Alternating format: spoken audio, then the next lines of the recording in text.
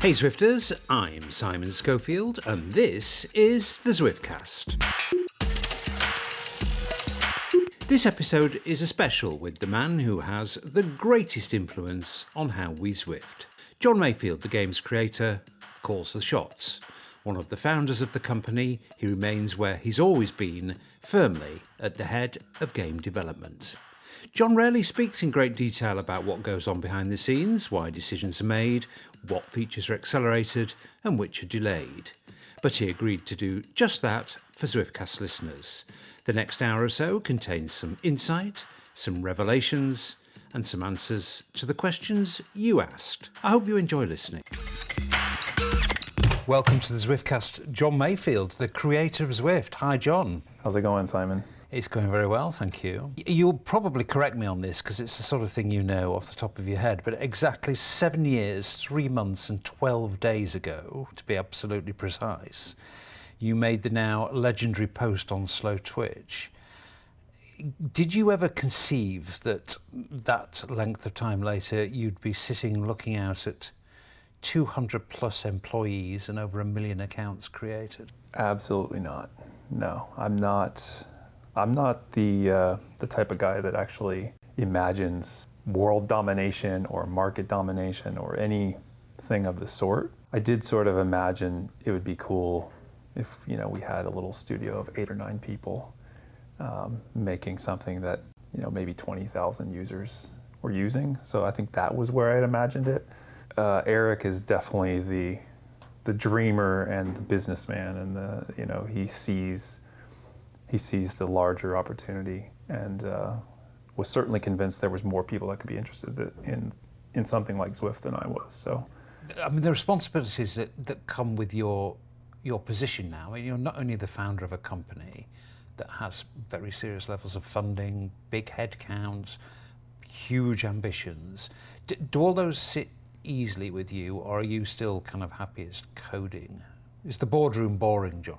It's interesting. I think being in the trenches is very exciting.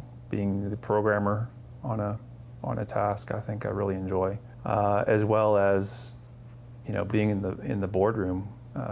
You're sort of, I mean, the boardroom sounds scary, right? But it's actually like the most passionate Zwifters in there. So, and they're also probably the most invested, literally. That's all. Like, something good always comes out of the boardroom. I really enjoy those meetings as well. I think it's the stuff in the middle that's harder to be passionate about. The sort of day to day, you have to deal with the growing pains, the more people to organize, it's more teams. The overhead of just before, back in, let's say 2014, right? If we had wanted to do something as simple as like the rainbow ride-ons that we had recently, I would just kind of, there might be a marketing person that says, hey, this is a cool campaign we can get behind and we'll do something for charity.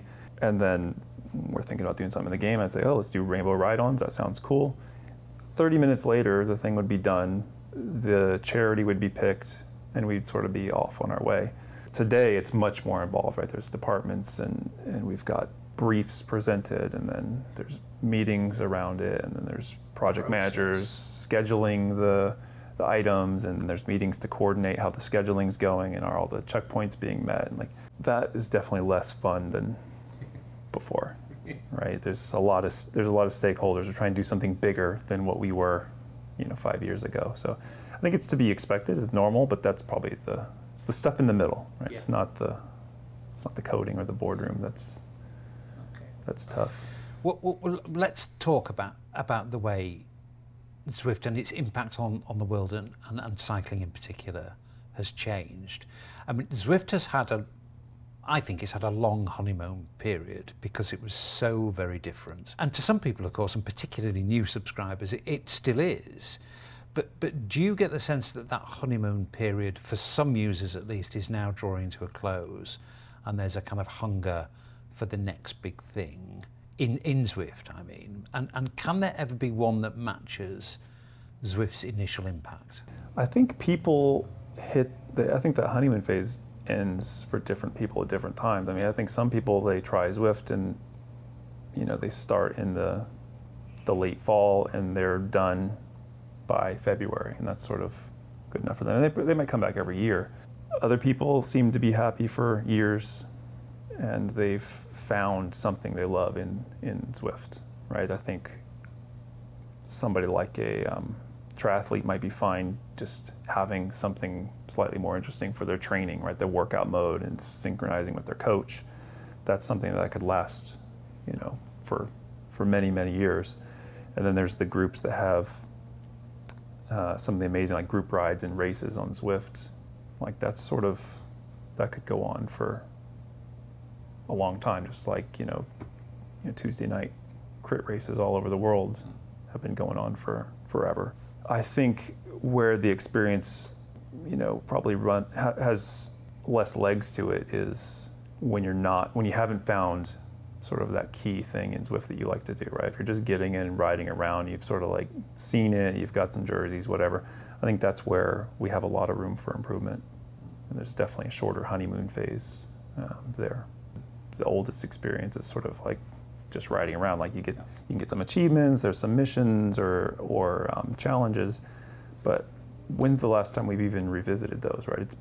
It's really been years. So I think going back and putting in a bunch of enhancements to that, building that reward system and having things to do for a lot of those users, I think would really help.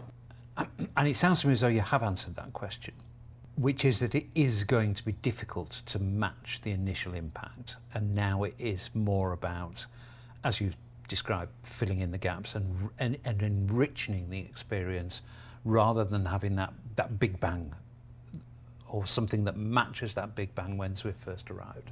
I mean, I think we still have some pretty interesting stuff planned.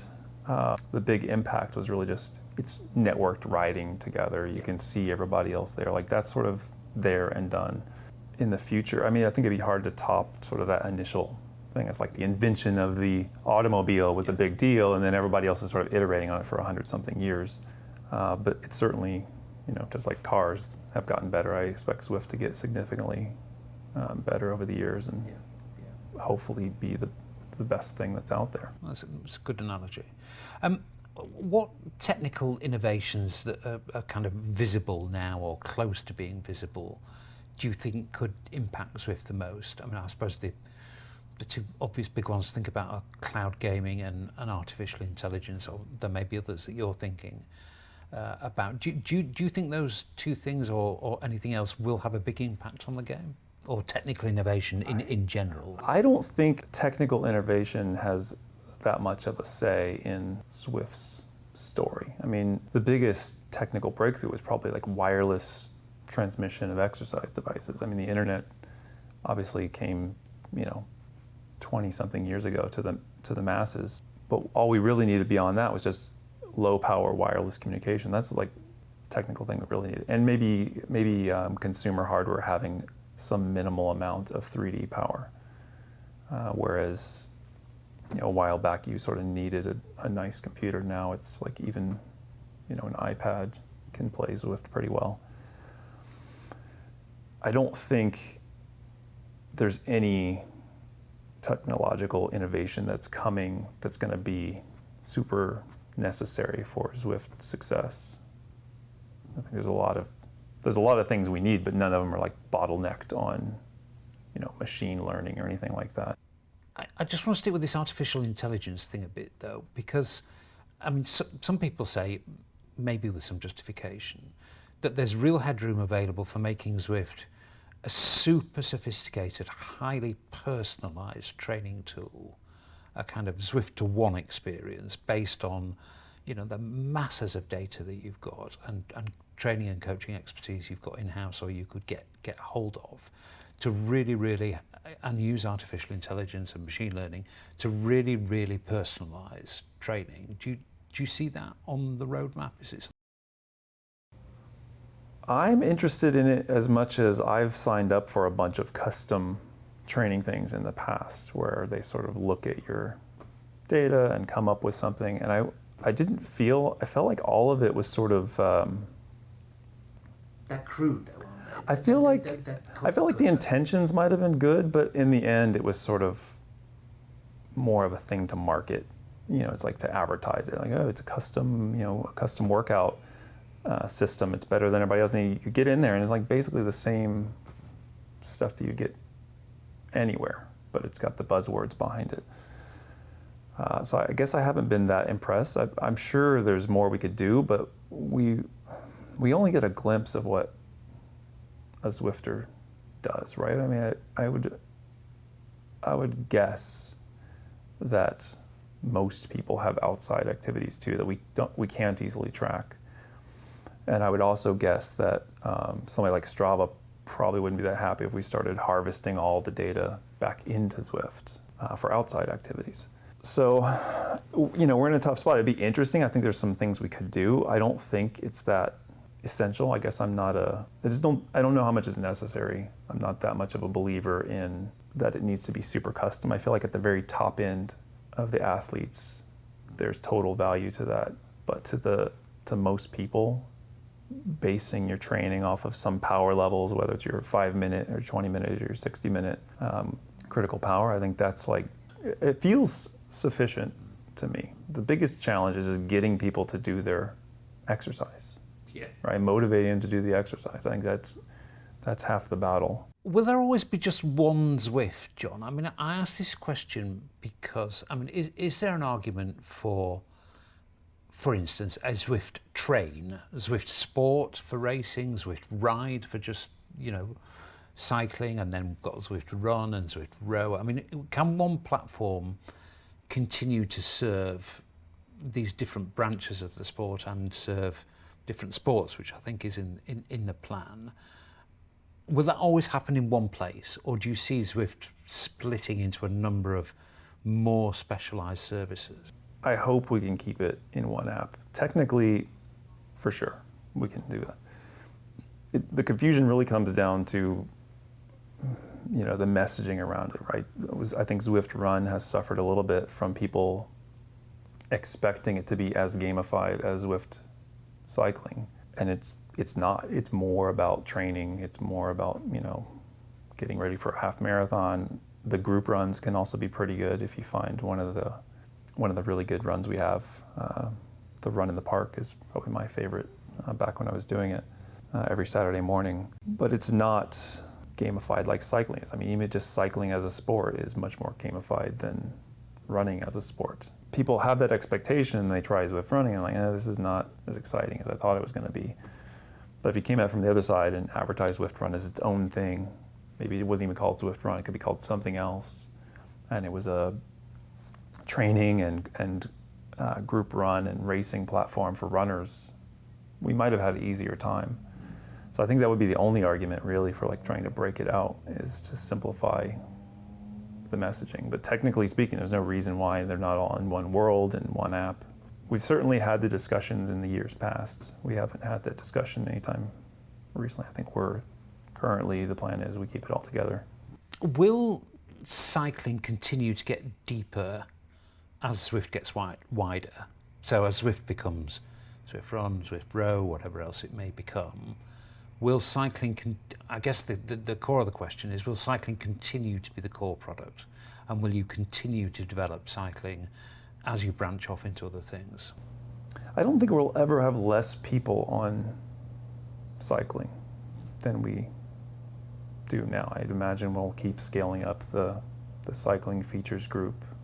The running features group is pretty small right now, and it might scale up if running kind of takes off at some point. And the same will be said for rowing. So I would expect, right now, the majority of our effort is on the cycling product, because that's where the majority of our users are. So cycling's going to continue to get lots of love. Yeah, and a lot of the features that we do, we do them for cycling, but they're for all sports we could ever support, right? I mean, they're generic features. We have workouts and we have events for running, just like we do with cycling. Well, given that, what are your 3 top priorities for cycling? They can be broad areas. Focusing on the quality of the software is a big thing for us this year, right? We were in frantic, just keep building stuff and adding it on and put the bugs in a backlog, and we We would fix a certain amount each release, but it was more about trying to get as many things out there to see what was going to be popular and what wasn't, and grow the user base. Now we're sort of like at that point where we're big enough to start focusing on the quality of the experience, start fixing some of those things that might only affect 200, 300 people, but still we could fix that if we had 2 days to spend on it. So we're trying to spend a little bit more time on quality. And like, for example, time trial mode, we thought was going to be done in, let's say 6 or 8 weeks. And we ended up spending another month just to polish some of the user interface and make the staging experience a little bit nicer. We have these conveyor belts that sort of move people up. It didn't look that good at the beginning. 3 years ago, we would have just launched it as it was and said, hey, help us try out time trial mode as a beta thing. Here we tried to make it a little bit more polished than before. So quality is one of the things. Making it more fun is a big focus as well. So invisibility power-up, good example of that? I don't know if that's a good example of that. We have some fun stuff coming. That's sort of one of the power-ups we've had in the back of our minds for a while, and it was easy to do. We just don't draw the guy or the Zwifter when the person's invisible. But I can touch on fun in a bit. The third thing is about ease of use, right? Each year we sort of have a new batch of people as the weather turns or the hours, the daylight gets shorter. And our UI hasn't really evolved much since the early days. Like back when I said it was like 8 people, right? I was the UI guy, and probably shows, right? We had to do something simple. We picked a style. We didn't go all technical with it. It was a bit, I think some people called it like Fisher-Price looking, kind of a kid's interface. Anyway, it needs some refreshing. I talked about earlier maybe having suggestions for stuff people can do for the people that are just getting in and do we want to just ride. I think that's part of ease of use. You kind of log in, it tells you what to do or gives you some choices. It's something that we want to focus on as well this year. So those are probably the 3 elements, and they're not specific to cycling, they're sort of across the whole experience. And I think across all these points, there's this, I'm sure I've mentioned it before, I don't know if I've mentioned it on the Zwiftcast, but a couple years ago I started playing a game called Forza Horizons that they seem like they've been building exactly what Zwift could be, except they're doing it for Xbox, and it's a driving racing game that you play with a joystick. But, I mean, they even have like roads. They've released an expansion that has like roads up in the sky, just like the New York expansion. They have a blimp that flies around the world. Watopia is very similar to the world in Forza Horizons 3. They've got networked multiplayer where you're all kind of in a world, and you can go race with people, or you can go like explore the world and do little challenges or missions. When you log in, it's got stuff to do, and they've been building this game with a kind of a top tier video game team for so long, because they're on Forza Horizons 4 now, and I think 5 will come out in another year or so, that they've iterated on it so much. It's a very polished experience. It's got the fun factor. They figured out what people like to do over all those years. And it's got the sort of, I guess maybe ease of use is debatable.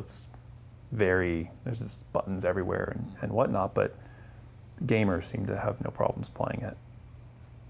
So I think they, to some extent, epitomize what I think Zwift could be, is this like AAA, really fun, really complete piece of software where you can still do what you want to do. I play Forza Horizons different than other people. Let's go back to fun, because you looked as though you might be on the verge of giving us a bit of a taste of how things might be made more fun. Yeah, well, Partly it's about having stuff to do. So we touched on that. If you're just logging into Zwift and you're not the racer or the group ride or the workout type of Zwifter, I think there's tons of stuff we can do about, for the people that are just riding around in the world. And again, I'm going to fall back to Forza. One of the things they have now is this thing called like a Forzathon, right? There's this blimp that flies around, and eventually, or every once in a while, it'll kind of show up and say, Forzathon starts in 9 minutes, and there's a countdown clock, and all the people in the world can like drive to that spot.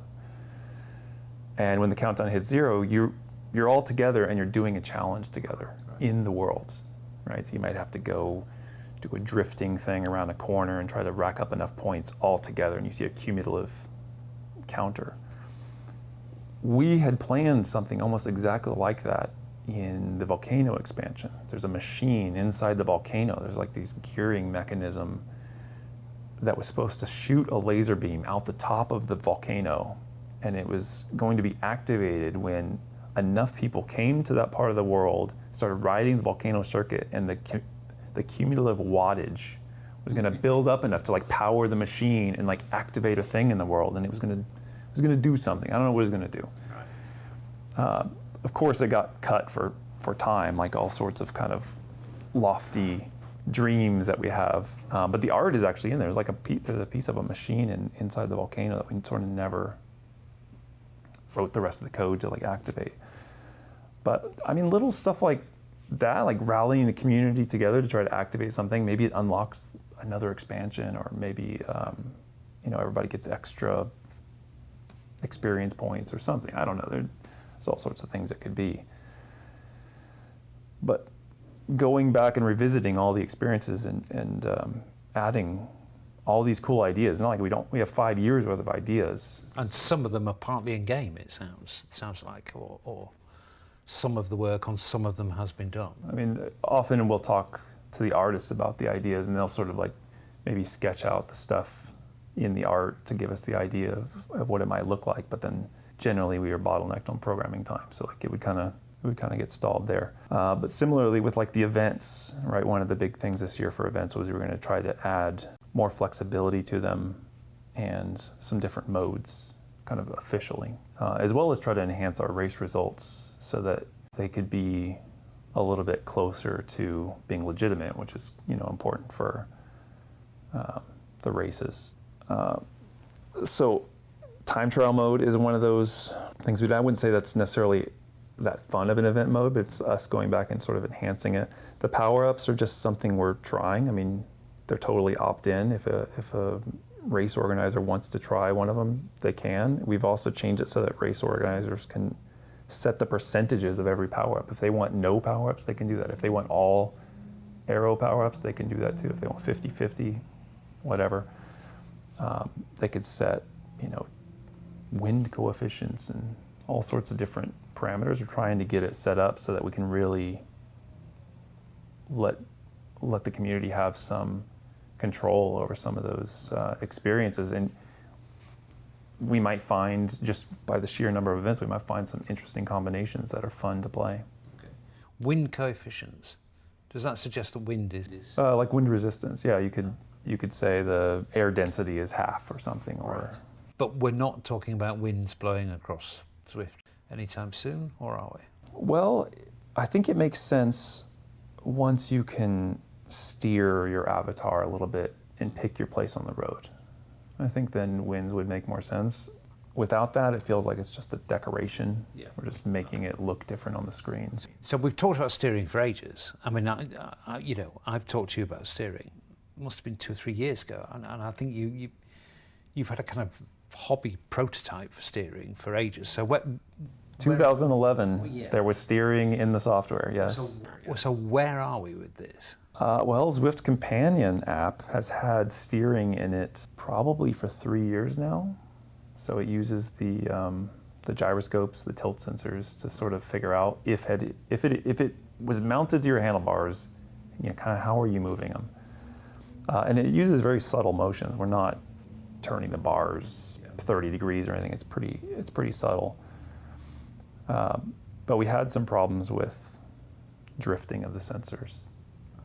So by the end of a 20-minute race, going straight actually meant your bars were turned 10 degrees to the right. It's kind of which is awkward.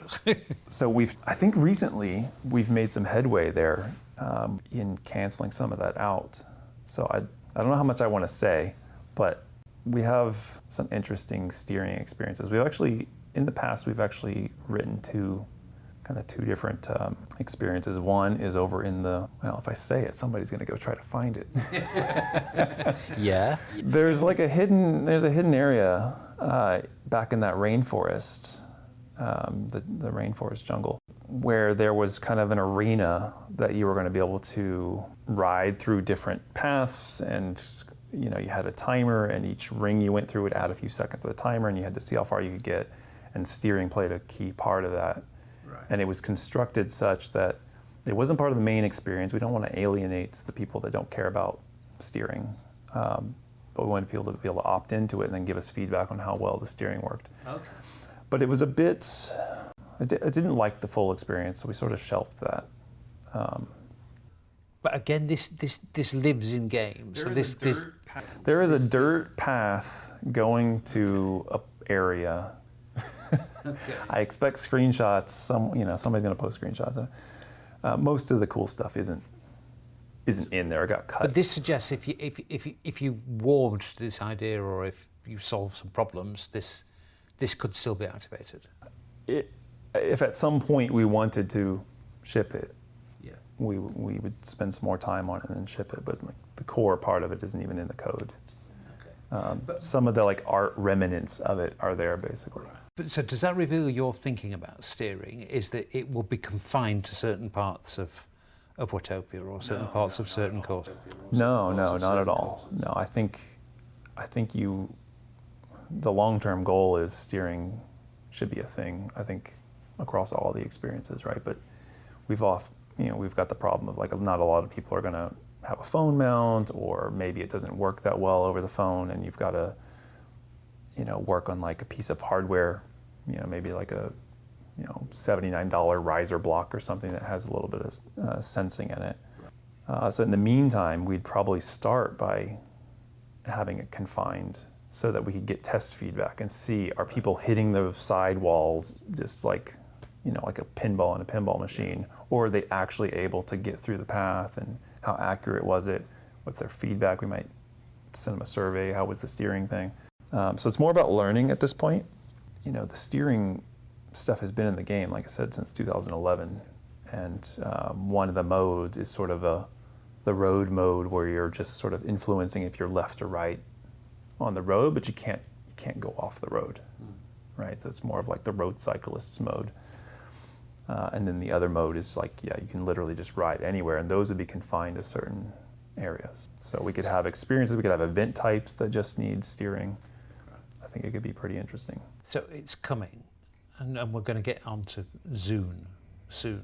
But it sounds to me as though there's still a significant amount of work to do on this before we start to see steering in time terms. Or does it just get knocked down because it's not a priority, and there's a new course to build? Somebody is working on it right now, which we couldn't always say, but somebody's definitely working on it right now.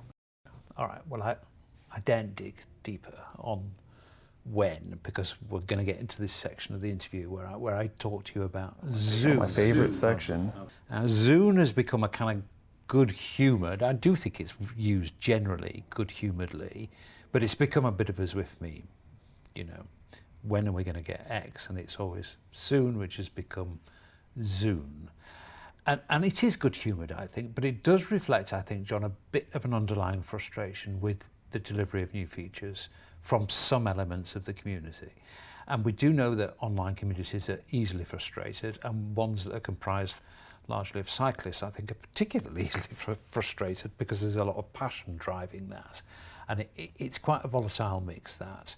But I mean, can you look Zwiftcast listeners in the eye and say you're happy with the speed of development of shiny new things for Zwift? Be hard to look them in the eye over a podcast. Imagine you're looking the Zwiftcast listener in the eye. But I don't know that.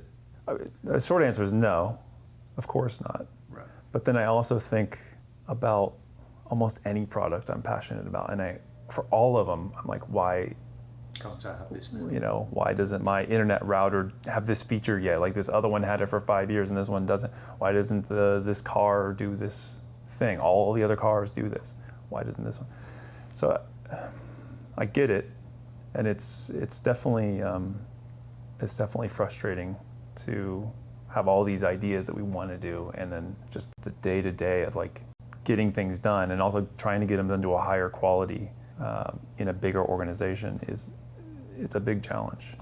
Yeah. Okay, well, let's dig a bit deeper into this, and let me be, you know, the voice of every man Zwifter who says, yeah, but hang on, John, you know, you've just raised, you've got $120 million to spend, you're not short of money, you're on the west coast of the USA, you're next door to a city that, you know, throws out top-tier games every day of the week. You know, why can't things happen faster? I mean, what are the roadblocks? Is recruitment of developers still a problem for you?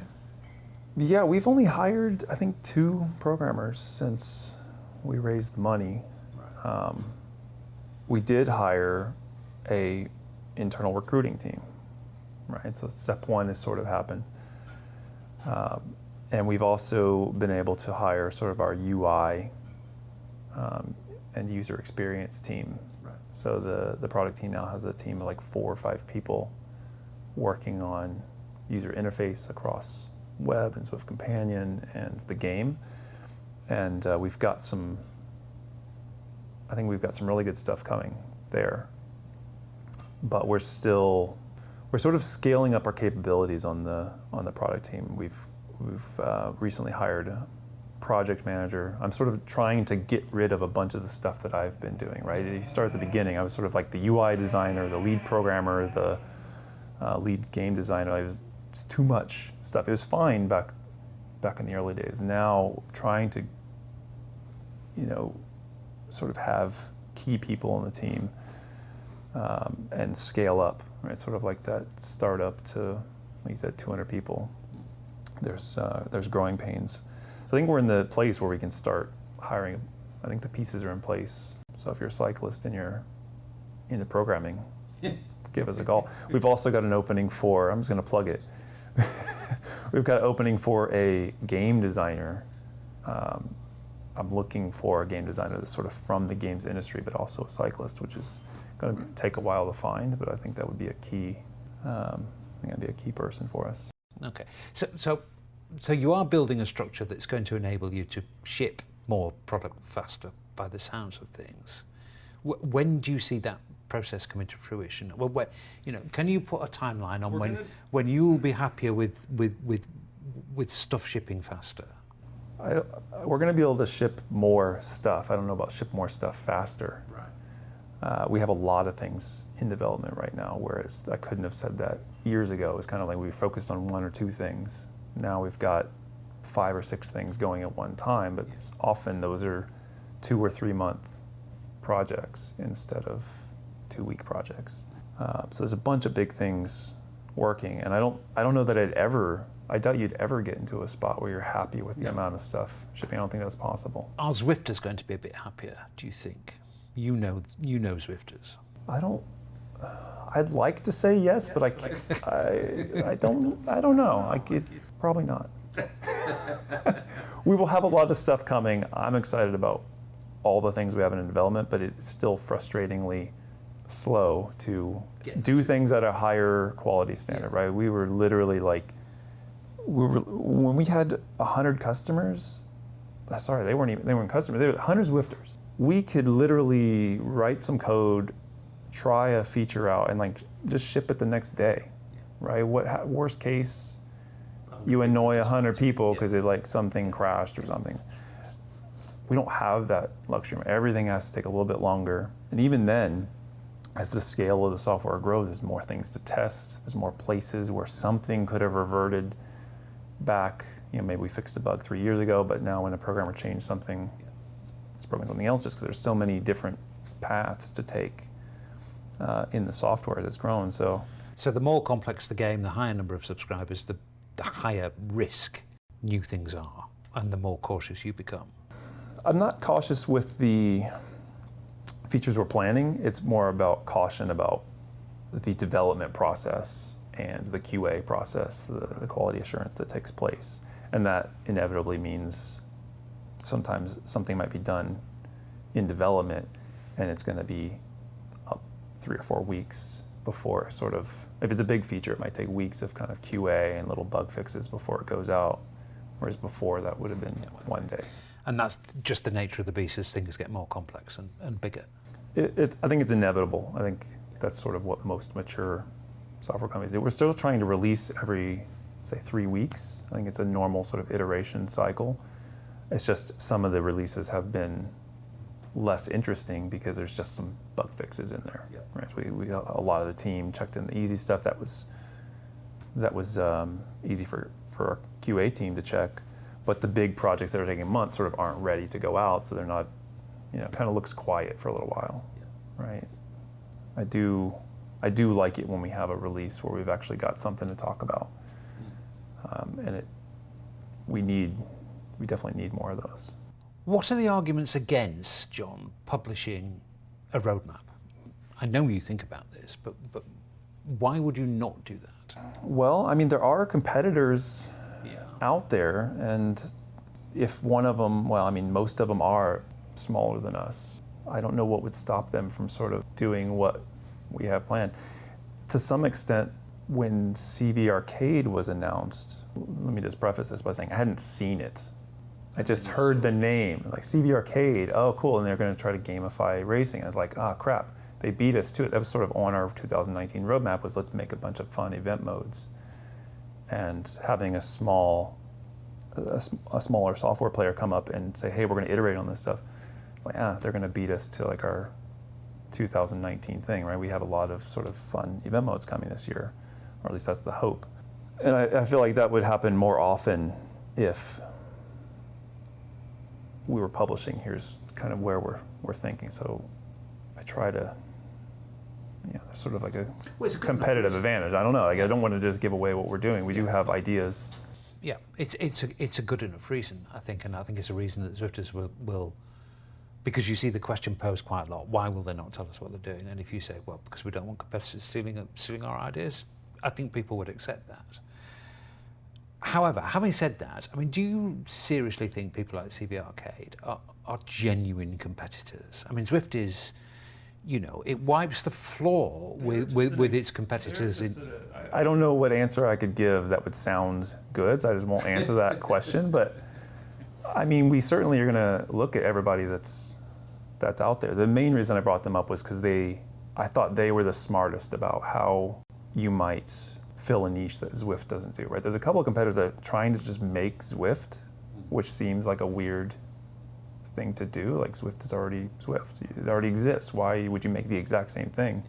CV Arcade actually tried to make something different.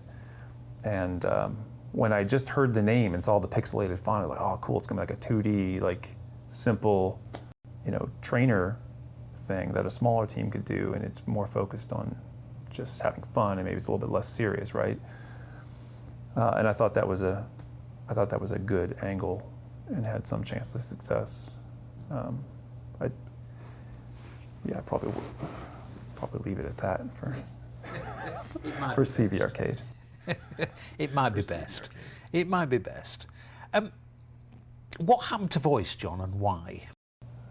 We started some research with Voice in 2017, and I've actually talked with people through Zwift Companion here at Zwift HQ. So we sort of had it in there at one point as a test to see, but there's a significant server component if we want to sort of have it feel like it's part of the Zwift product. And there's software out there that people are using that's sort of getting the job done for the people that really need it, that we decided to spend our server resources on more important stuff like scalability, keeping the servers up in the winter when we have big events that 5,000 people show up for. Like there was a point not that long ago that Zwift sometimes would not survive those kind of things, right? So I think we made the right choice back then. We'd love to get it back sort of on the radar, and we started sort of doing the R&D again. And now we've got 2 solutions we might look at, but we're still in that mindset that there's plenty of people using Discord for those that need it, and it's probably fine for now. I think for the hardcore or the more serious Zwifters, they'll put in the extra effort and use that in the meantime. So there's a technical thing. Is there also a kind of compliance and conduct thing in that voice becomes another channel for some not very nice people to say not very nice things to other people who might be nice? I mean, are all those kind of, were those issues front of mind as well when you were thinking about voice? In 2017, not as much, because we had a smaller community that was a little bit, you don't really have those kind of issues in smaller communities. As it gets bigger, that's when it starts to become more of a thing that happens. So now it's a little bit on our minds, but I think, with some proper flagging mechanisms and, report what you see, I think we should be able to take care of it. I'm not overly worried about that. Right. So it's still really a technical issue more than anything else. Like if video games all over the world can have voice chat with, 16-year-old kids on there, like I think Zwift is going to be, we have it easy. And I don't want to dwell on this, but I do find the voice thing interesting. I mean, there's a very, very tiny minority of Zwifters, but perhaps there could be more Zwifters who are visually impaired, and some kind of audio description or some audio cues would massively enhance their experience. Are there just not enough of those people to justify that kind of thing? Or do you ever think about making Zwift more accessible to people with disabilities? We definitely think about it.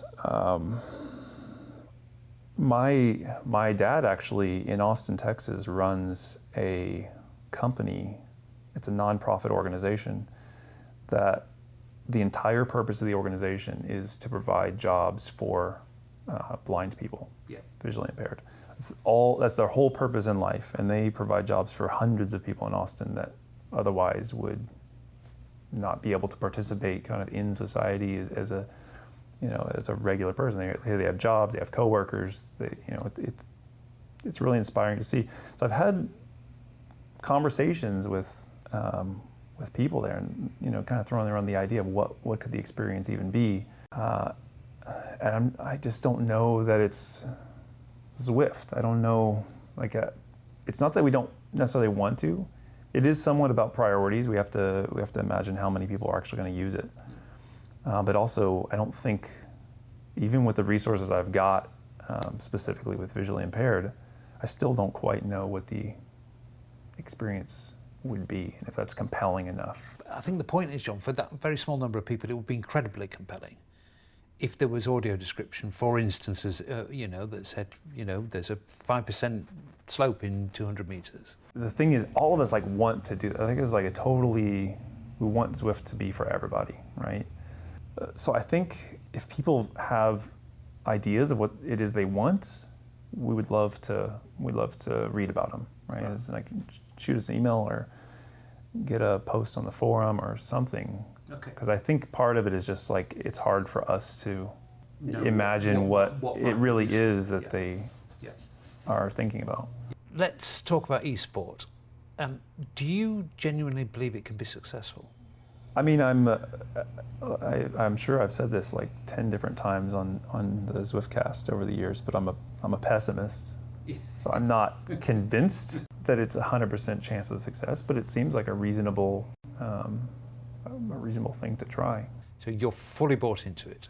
I'm not excited in the idea that I'd be participating in it. I'm not the super cyclist, but it does seem like it could kind of expose Zwift to a wider audience, and I think especially if the game team can provide some compelling modes of play that are more gamified, it could get more people into this sort of exercise game that is Zwift, right? This fun experience. If we can get that in front of more people, there's more people playing this healthy game. I mean, I think most people would say that the product is going to require some tweaks to make esports as effective as it possibly could be, do you see any risk of the kind of esport tail wagging the Zwift dog at all, or do you feel any pressure in that direction? Esports is set up as, probably even on paper, I think it's set up as a separate organization, right? And their goal is to use the Zwift software to make a compelling thing to watch. They're not product designers or game designers. They are trying to, they may layer a tournament ladder on top of it or something, right? Like that might happen outside of software entirely, right? Because they're doing it's a smaller, more controlled audience. There's certainly things the Zwift software can do to make those broadcast events work a little smoother. And we're doing some of that. We actually have one of our programmers sort of dedicated to broadcast tools for people that are streaming races or, you know, whatever else we might want to stream in the future. But for the most part, the esports team kind of hears what we're building from the game team, from the Zwift software team, and they're excited about what's coming, and that's generally where the conversation is. Like, oh, that sounds good. We've got some cool stuff. And worst case scenario, they've got time trial mode. They've got basic racing. They can put a point system in place on a web page or whatever on top of that without needing us to change things. Long term, I think if we lock in, if the esports team sort of locks into some compelling sort of like scoring system, I think that could certainly get folded back into Zwift. So there's a little bit of, what's interesting is they have the ability to sort of experiment with team-based stuff because they can organize the teams because lots of the races are small. There's like 20 or 30 people. They could also even organize like 5 versus 5 kind of thing. Whereas in the software, we'd have to do a lot of code to do that. They can basically try that right now. So to some extent, they're helping prototype some stuff we might see in Zwift next year. And we're working on stuff they might be able to use completely in the software now. So we're not going to see a wholesale or even a significant transformation of Zwift, the product, to accommodate the needs of esport. It's more like esport will work with Zwift to produce a compelling proposition in that area. The enhancements we have planned for events almost inherently work for esports. So I think it's working out fine. One area that we really have to focus on is just sort of, like I said earlier, maybe working with event results and getting those a little bit more dialed in so they can be more legitimate for races. Strange enough, that's the very next question on my list of questions, which I've posed rather more rudely, which is, why is there not yet an accurate in-house results service, and will there be soon? I hate the soon part. Zune, it'll be Zune. We're working on it. Right. We sort of work with Zwift Power to see what Glenn over there thinks are sort of the most important aspects of Zwift Power, and then we've been sort of trying to build some of that into our own system. I think the long-term goal is we don't have to have an external site to be the official results for the key races. I think for the smaller races, the Zwift results are probably fine, but we need to be classifying people into category A, category B, knowing when they bump up to the next category before we can really offer that level of event results. And then only then could we really add in-game sort of like, points races with series of races, and you got to earn points in each one, and there's a final tally. Right now, the B race would just be won by a bunch of A sandbaggers, essentially. Or it might not, but it certainly would be possible. Which suggests that you might take a slightly more proactive approach to that very frequent complaint that you get from racers, casual racers. I don't really mean esports racers. I mean people who just like to race on Zwift, is that the kind of what a lot of people would really like to see is enforced categorizations of racing. So you would be classified as a B rider by Zwift, and you're only allowed to enter a B class event. I mean, do you see Zwift being that proactive once you've got the tools to be able to do that?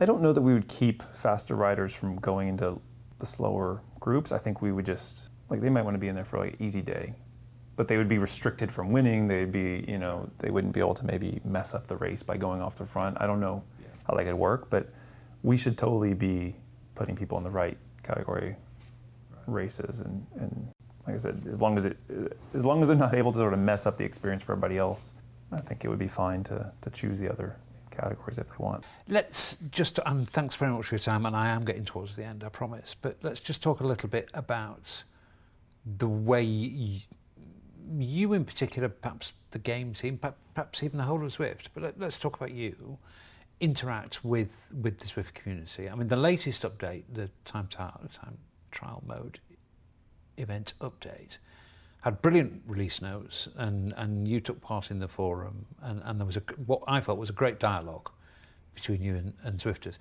But that was perhaps notable for its infrequency. Should there be more of that? Should there be more regular dialogue? Totally. So, I used to type the release notes every 3 weeks when the release would come out, and it was pretty regular. We started getting a little bit bigger. We switched to the forums, which seemed like they got a little bit less traffic, and I think that is when it used to be I could type them in the system a little bit early, the days leading up to the release, and then I'd basically just hit publish. I think that went away with the forum, and only during this last release notes did I see like unlisted post as an option I had. So I think part of it is learning the new tool, and part of it is it's been extremely busy, and I've been, generally if I type up the release notes, it's like 2 a.m. already after the release has sort of been out for 6 to 8 hours. I see that we're not gonna pull it back, and then I start putting it together. And to be honest, the desert expansion was supposed to have a post and didn't, just because I ran out of time and then forgot the next day. It's totally on me. So the goal would be every big release we have it. The smaller releases, I'm still not totally sure if it's just a few bug fixes. I think we could be more specific when it's a key bug fix. I do like to point those out, and I think we can do a better job.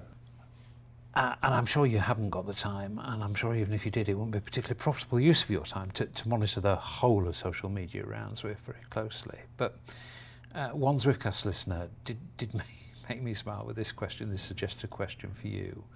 And I'm going to give it more or less word for word. And it's, how many times have you laughed, shouted, or thrown something at your computer after a Facebook comment from an, quote, insufferable Zwifter?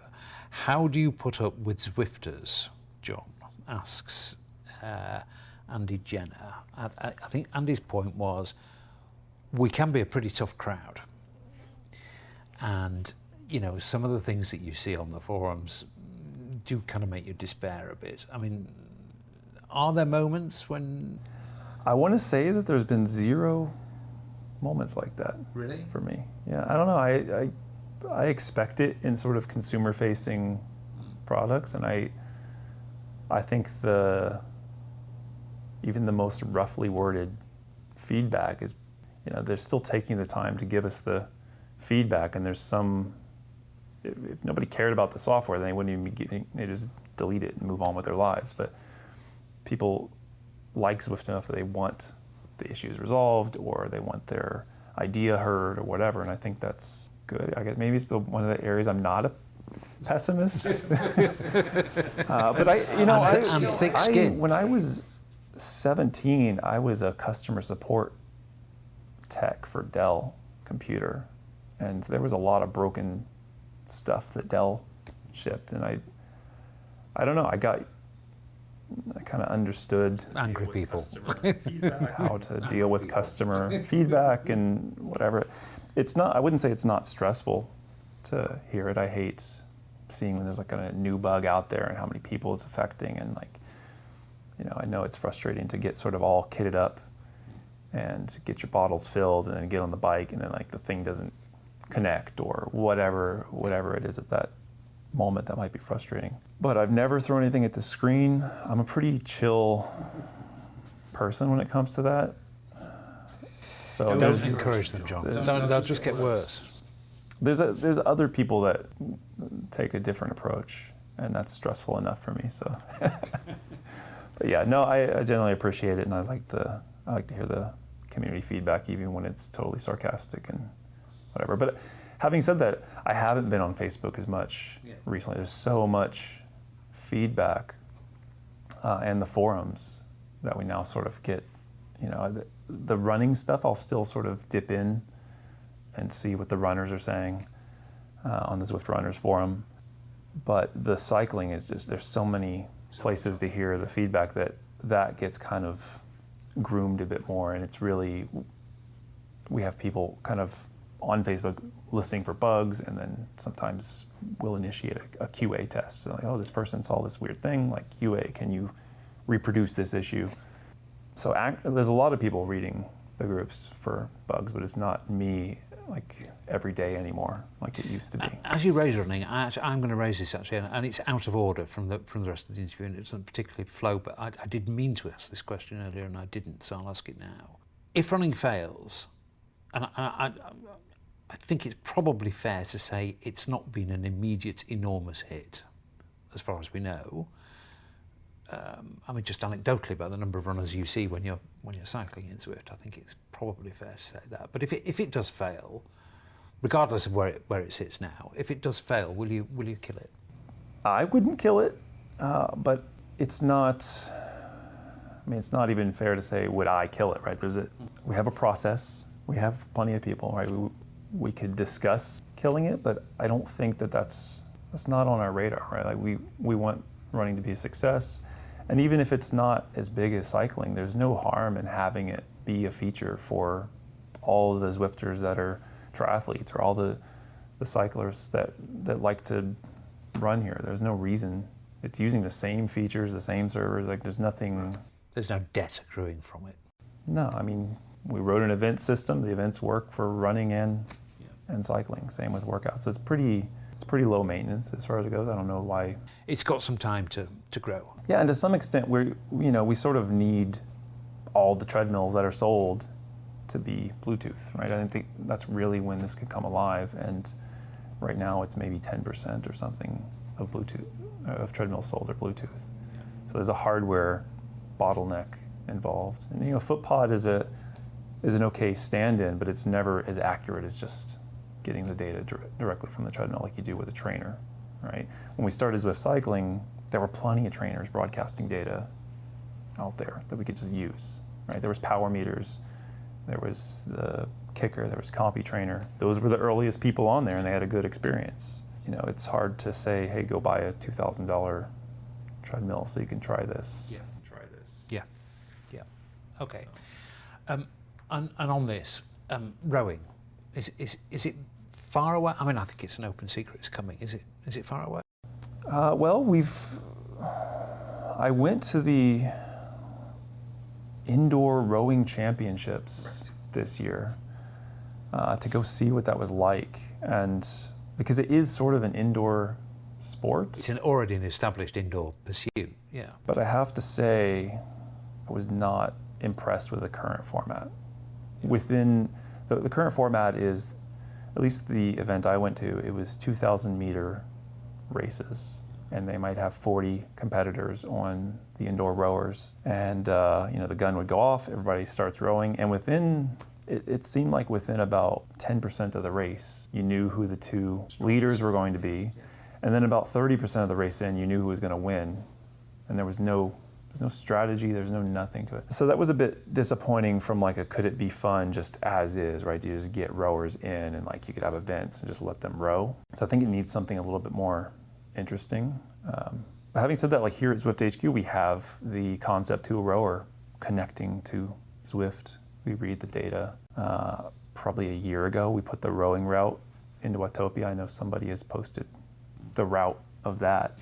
But you can actually row out on the ocean under the bridges of Watopia. It's really cool. Some nice views there. But we're in that R&D phase of it, right? Trying it out. I have a rower at my house as well. We've got a rower here at Zwift HQ, and we've got some people sort of playing with different ideas. So early days. Yeah, I think it could be interesting to see something out in the wild this fall, but you got a date out of me. I don't know. It'll be something to try. It's not. I don't know that it would be the full. I'm quite surprised. Fairly quick fire ones, John, just to finish off, and actually going back to before we got diverted about running and rowing, this idea of the dialogue with the community. I think still the most popular, certainly one of the most long-standing feature requests is ghost riders for a PB or some kind of training ghost rider. And I noticed Arrival Platform did actually get these shipped a couple of weeks ago. And predictably lots of Zwifters came and just said, we've been asking this for ages and ages and ages. I suppose the point of the question is, what's the point in having a features request system where something works its way to the top and sits there for ages and then nothing happens? That feels like a loaded question. I mean, we definitely look at it and sort of count things as votes. And it's really down to when we can fit it sort of into the roadmap, where it makes sense. You know, where do we want to schedule the server component of storing, how the recording went over the course of a segment, right? Did they go fast in the climb and slower on the flat after the climb? Whatever. We've got to store all that data somewhere, or serve up our old historical fit files or something, right? There's a big part there, and it's just been about prioritization, and we sort of know all the stuff that we are working on, whereas the community doesn't necessarily know all the things we have in motion.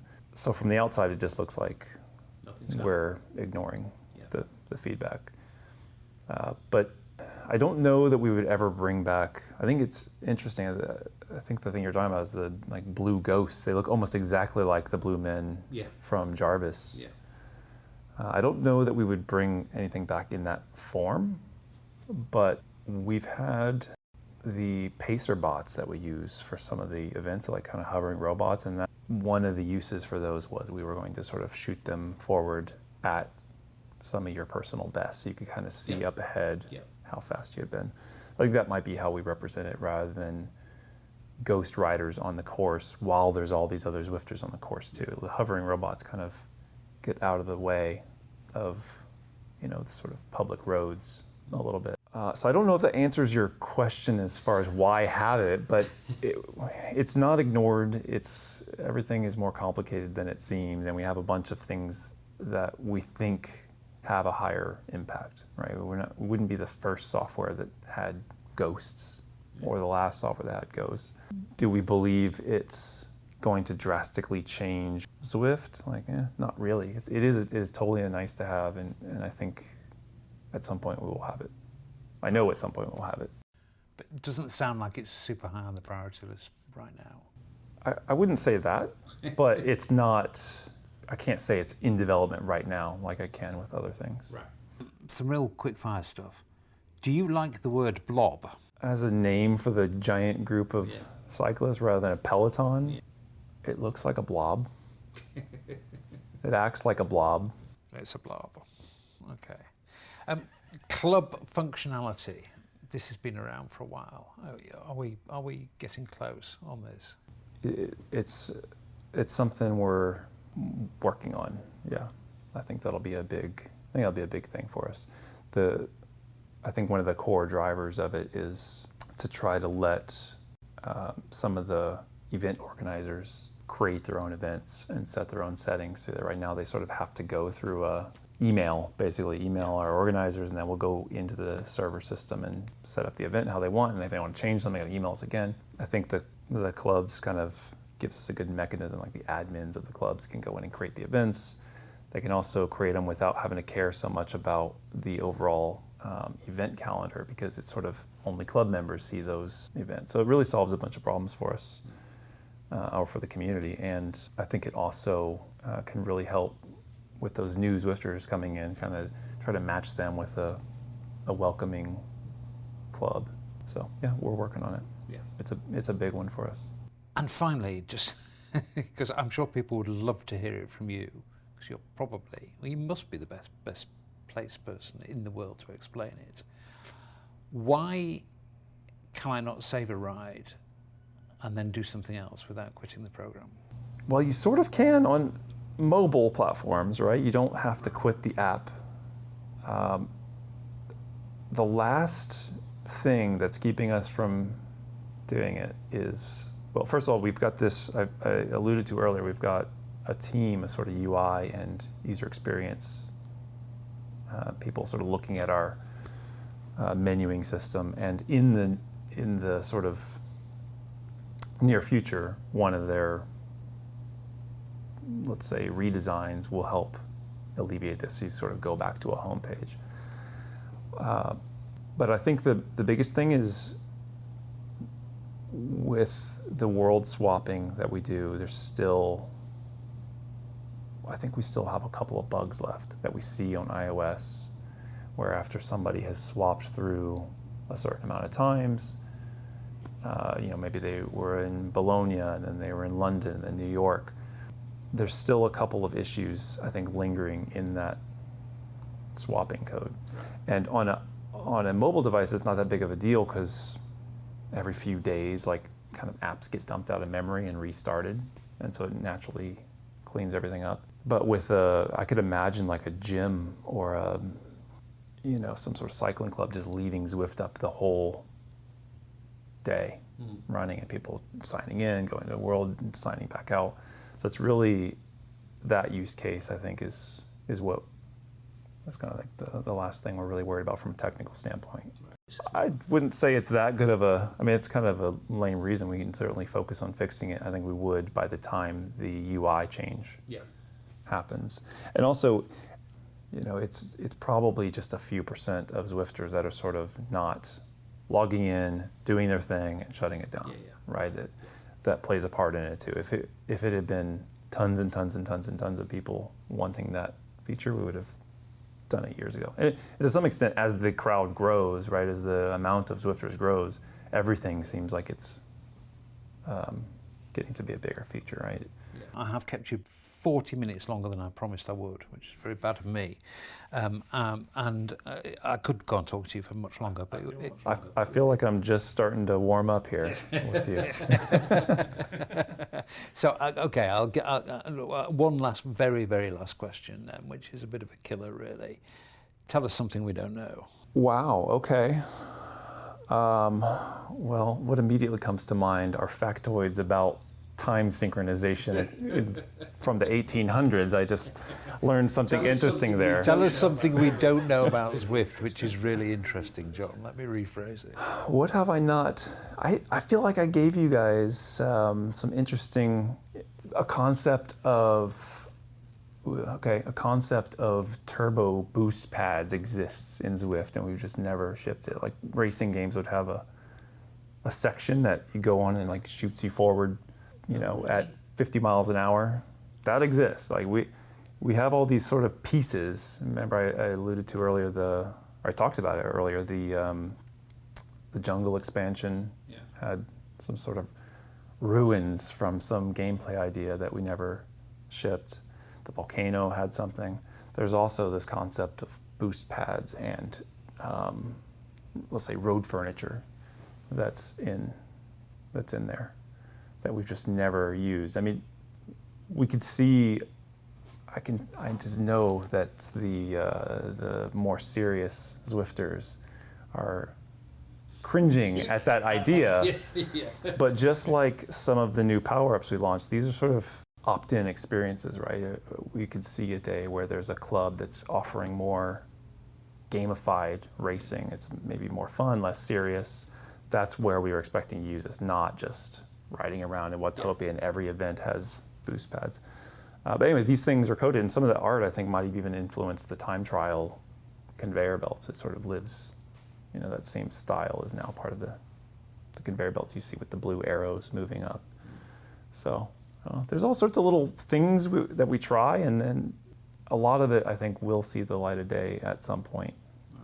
And most of this stuff actually existed, like I said, sort of before CV Arcade was announced. I was like, they're going to beat us to sort of the gamified events, and to some extent they have. Well, there's certainly been enough in this conversation, I'm sure, to send a few people rooting around the code and the game, looking for the things that we described. And some great answers there, John. And I must tell Zwiftcast listeners, actually, that John, I've interviewed John a number of times now, actually. And you seem very relaxed and happy and fluid and very, very happy to answer some quite challenging questions. So thank you very much indeed for your time and your cooperation, John. Much appreciated. Thanks, I enjoyed it. That's that for episode 65. We'll be back with more next time. As usual, I'd like to make it clear that whilst the Zwiftcast enjoys and is grateful for the support Zwift gives the podcast, nothing we say is influenced by anybody at the company. Thanks for listening. See you next time.